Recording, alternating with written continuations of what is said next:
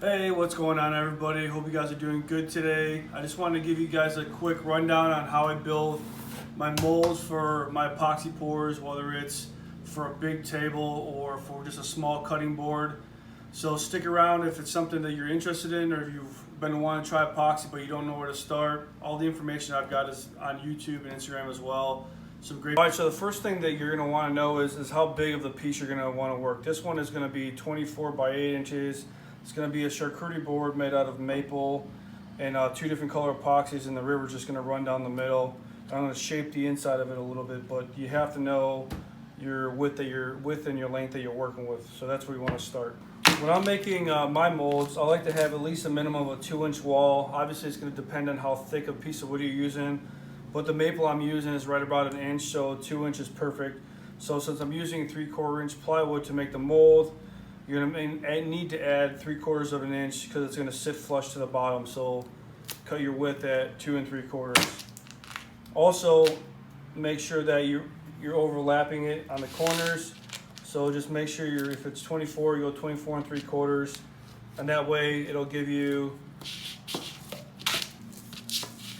This way, if you account for your overhang, you can actually box your pieces in like that. What you do is you're going to want to tape off all your pieces. I use Tyvek tape, sheathing tape. This is the best thing that I've used. I've tried melamine board over the last year, and it has not worked well. The epoxy seems to stick to it, especially for something that needs a cure for 72 hours or longer. So Tyvek tape has been the best thing that I've used. So I've already got the sides already done up, and just make sure you're overlapping them so that way the epoxy doesn't bleed in. But I'll go ahead and tape up the bottom piece real quick.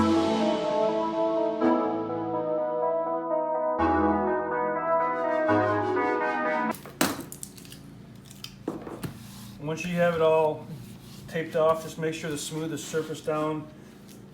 I will leave a little bit of excess on the side, just wrap it over.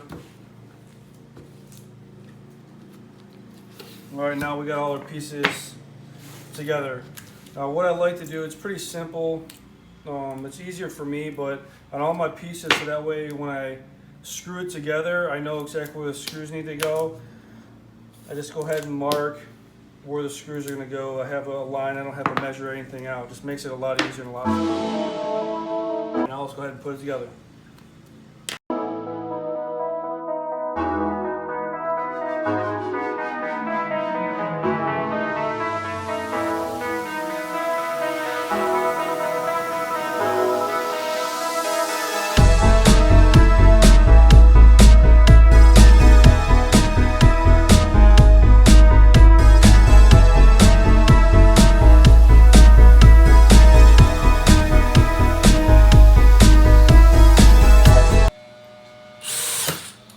Alright, so in addition to all the screws that you put along the bottom, put one in the top too as well to connect the corner joint, just seams it up a little bit better.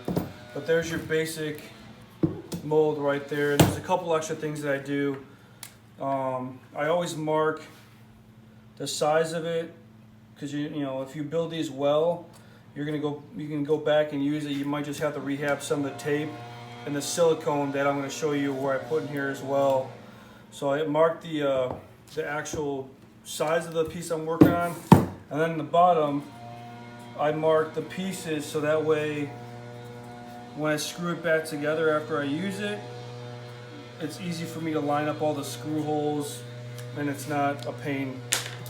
Alright, now we're going to go ahead and seal it up with silicone.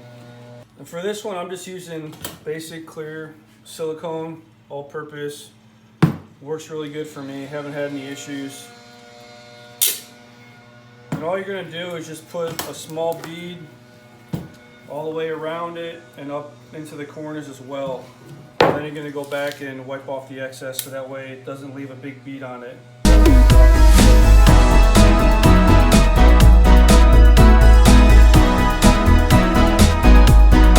Alright, and that's it. Just let the silicone cure. Once it's cured, blow it out, wipe it off, make sure it's all clean, and then you're ready to pour.